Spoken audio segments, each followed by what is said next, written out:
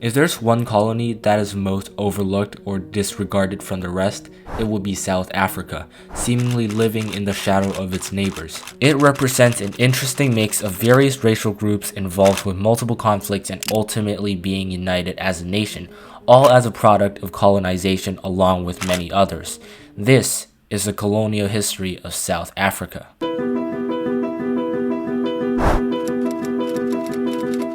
The colonization of South Africa started in 1487, when Portuguese explorers landed there during a voyage.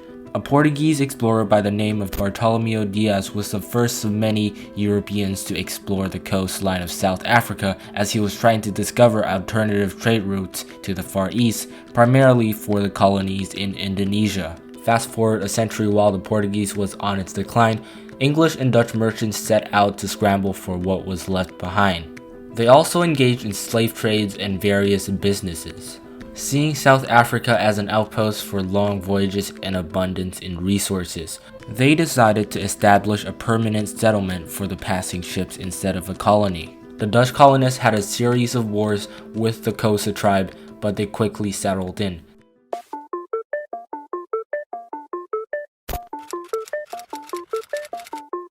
When the French forces invaded the Netherlands, the Dutch stateholders fled to England and ordered the colonial governors to surrender to the British and seized Cape Town in 1795. They initially occupied Cape Town early on in the 19th century in order to prevent the French colonizers from expanding further down Africa.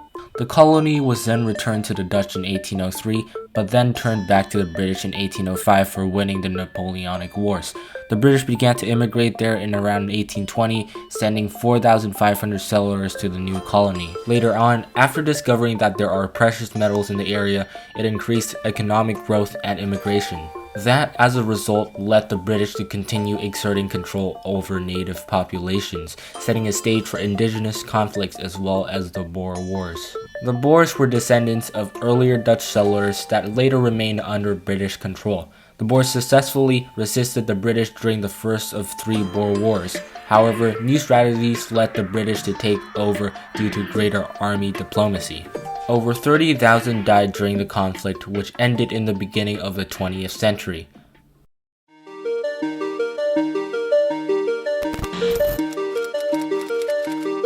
Almost soon after the Boer Wars ended, independence began to appear into the scene, and in 1910, the Union of South Africa was created after they peacefully negotiated for their independence, although still closely tied with the UK. It was one of the few African nations to gain independence without massive amounts of conflicts. As a dominion of the British side, they sent over 500,000 soldiers in both world wars combined. The dominion ended in 1961, turning into the sovereign state of the Republic of South Africa. Racial problems occurred later in the 20th centuries as politics were dominated by Africans.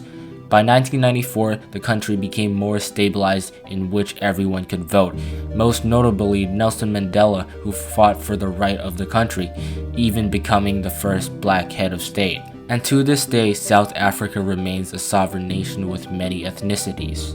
And this is the history and decolonization of South Africa.